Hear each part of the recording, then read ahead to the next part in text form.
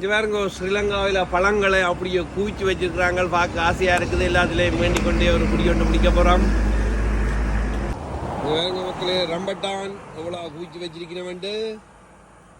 அப்படியே பார்த்தால் இது வந்து மங்குஸ்தான். என்ன இவன் மங்குஸ்தான்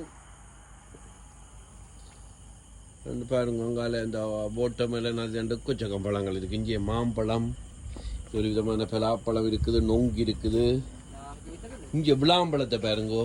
ஆமாம், கொய்யாக்காய் எல்லாம் ரெண்டு வேறு லெவலாக இருக்குது. இங்கே பாருங்க மாம்பழத்தை. அங்கால பார்த்தீங்களா வாழைப்பழம். அப்படியே பார்த்தா அன்னாசி, பைனாப்பிள். இங்கே பாருங்க பார்க்க சூப்பராக தான் இருக்குது. எல்லாத்துலேயும் வேண்டிக் கொண்டே சாப்பிடுவோம்.